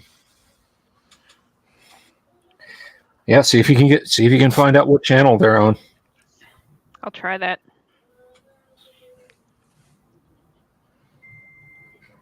Okay, so if you want Stone to take a shot, let's see, he's not under fire, that's +1. He's got Let's a do spotter, both. that's another +1, that's 2. He can aim for 3 actions, that's another +3, that's 5. Long arm supported brings it to 6. It's scoped, brings it to 7. It's between 4 and 800 meters away, so it'd be a net +1. What if I spot for him too? I'm assuming spotting. Oh, yours. Okay, gotcha. Yeah. We're gonna Good, do he'll blame both, you next so time. We're gonna do Right. both just to cover every base that we can. Right. Yeah. So if you do want to take it out, that'd be it. And of course, you can take multiple shots at it. Okay.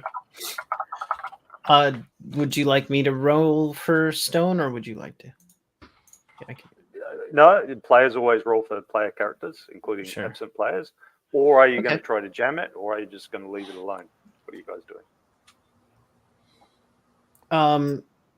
It Well, we didn't communicate we were jamming it, so they don't know about it.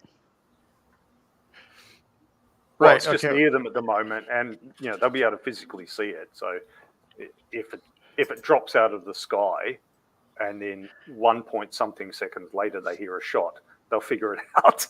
Yeah. I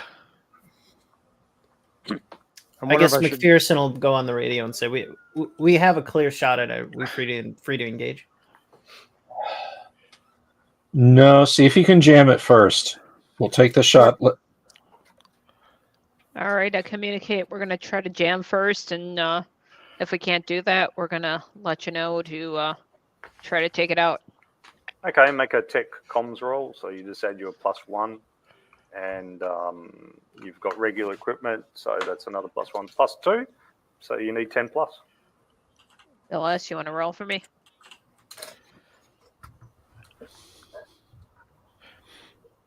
By the way, how come you get a code handle for the radio and Alan doesn't? Oh, well, we never established one. Kyle, that's a 10 exactly. Exactly. Because good. I'm the cute girl.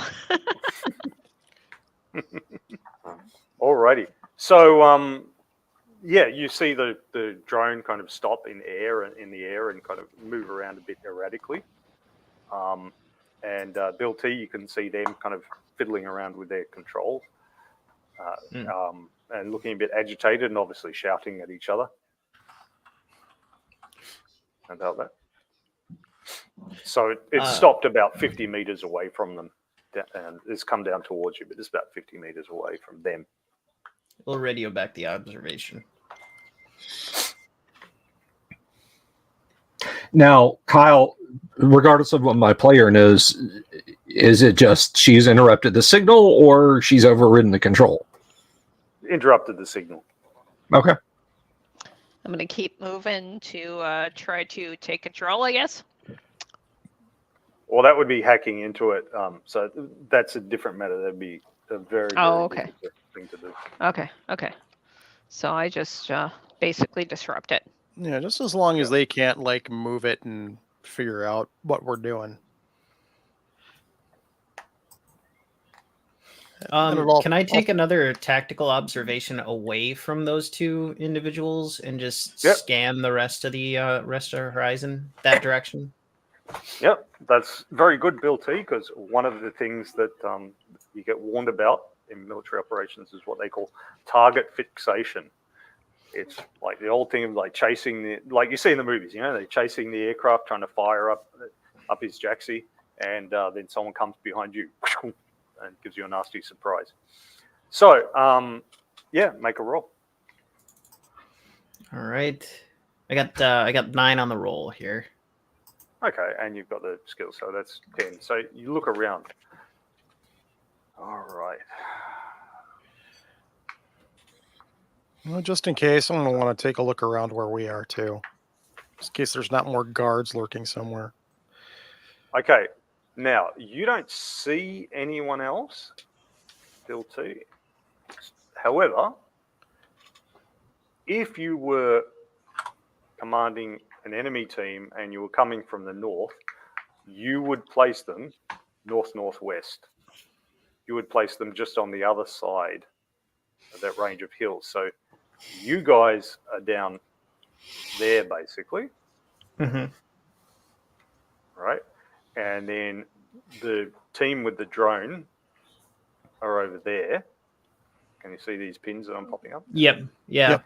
Mhm. You would place someone around about there to just sort of peer over the edge or crawl on up, or to be ready, you know. So the recon guys, they recce, they send the information to the other guys over there, and then the other guys come on over when they're ready and start shooting.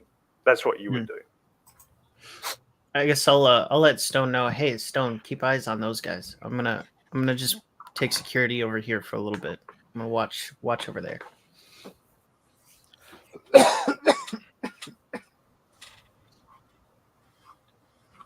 All right, so remember you've got a total of 6 people on your team. Okay, 2 of them are pulling Overwatch over there, but you've got another 4 who can do things if you want to maneuver, or you can just stay in one undefended place right in the middle of the road. I would actually want to do more like a tax op roll where we are to see if there's any more border guards that were not in the building, that were out on patrol, or anything else in the area. Mm-hmm. Okay, make a check. Okay. And I see nothing because that was a crap roll. Okay.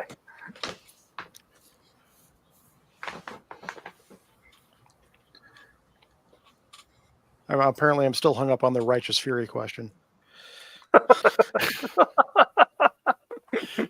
Yeet. Why are we here? Why all are this we about? here?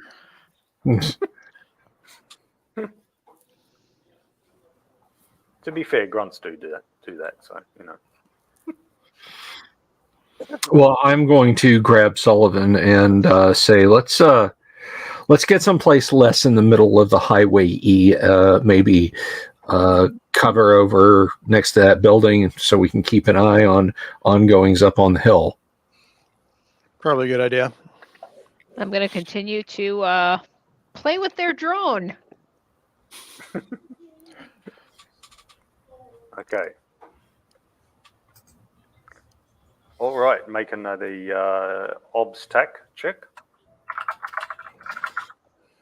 And do it, otherwise I can roll real dice. Mm-hmm.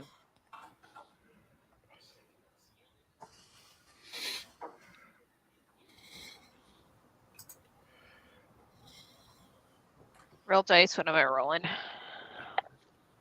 36. Okay. Give me 20 seconds to pull out some dice. Ah, crap, wrong bag. Wrong bag? Yes, I have a chest and I have a bag of dice. Sorry. You know, the first step is admitting you have a problem. No, it's not. Okay, 6s. I think I'm getting a problem with migraine pills. I play in person, so we have bags of bags, okay, of dice. So we got a 3 and a 5, so that's 8. Ah, okay.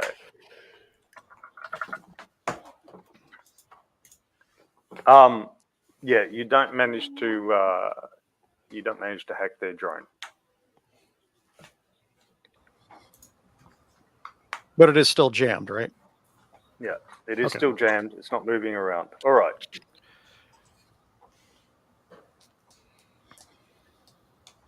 Cool. Okay, so, all right, who's standing where? So you're down by the vehicles? Yeah. I think we moved off a little bit to the side off the road. Yeah, we moved over in the lee of a building, at least. Yeah, try to find some cover. Okay, as you're approaching the lee of the building, the dust is suddenly, you hear this right next to you, and the dust is suddenly heavily kicked up next to your feet. Like that. And a moment later,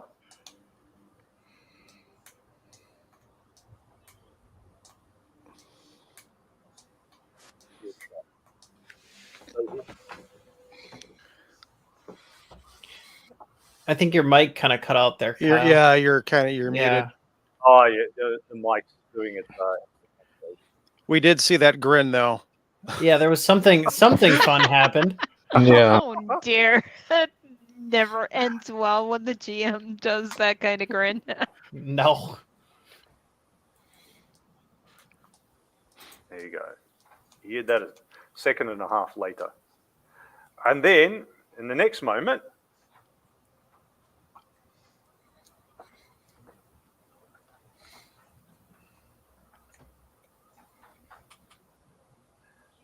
Bill, you are fortunate that you are wearing body armor. Okay. Would have been a mortal wound, Mm. just becomes a minor wound. Okay. As a rifle round strikes you center of mass. Ah, Oh, son of a damn. bitch! It shot me in the chest plate. Ah! And then you hear the shot. So I All right. drop. And Where'd we'll it go? leave it there. Oh. Bum, bum, bum. All right. This is because I Cliffhanger. failed that observation Light 'em roll, up. isn't it? That's my fault again. All right. I can't spot anything worth crap. Spartan Nerd says cracked ribs time. Yeah, I'm gonna have a dinner plate size bruise. Oh. You're keeping our medic in business. All right. So next week, next week is American Thanksgiving, and I don't know. I may be working on a bird next week, but our next A literal session, one. our next session, we will be back, and we will find out what's about to happen to our very special operators up there on the spine of the world. Kyle, you have any closing thoughts? Good luck. Great. Nice. Nice. That's almost as worse. That's worse than the grin. All right. Well, I'd like to thank everybody for hanging out this evening. Spartan Nerd, Wave of Mutilation, Vaughn, Gifford, Miss Bella Games, Luther, everybody out there. Thank you, Bill T. Right here, Bill was kind enough to kick $20 to the I just got demonetized for this video fund. I'm not even gonna click the at request review on this one. And big ups to Michael Dale for his contribution too for the super. We do appreciate it around these parts. I will be back tomorrow night. Jack Photon's going to be on the show. You guys know him, you love him. He has brought a lot of cool things to his show, so that'll be very cool, folks. Thanks, of course, to our players, aka the soon-to-be dearly departed, and we'll be back tomorrow. And of course, we'll be back on Friday with our usual gang of fun-loving people for some classic Gamma World. So until then, everybody, be good to each other and do keep your eyes peeled for a T-55 driving owlbear. Peace. Good night. God bless. Have you seen my owl bear?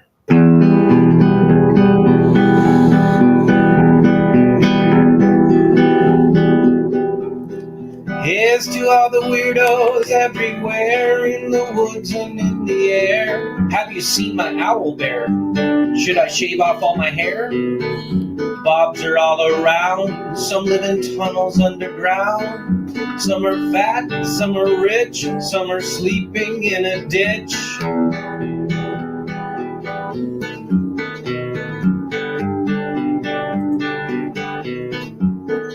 Can you ride a crooked horse without a saddle way off course?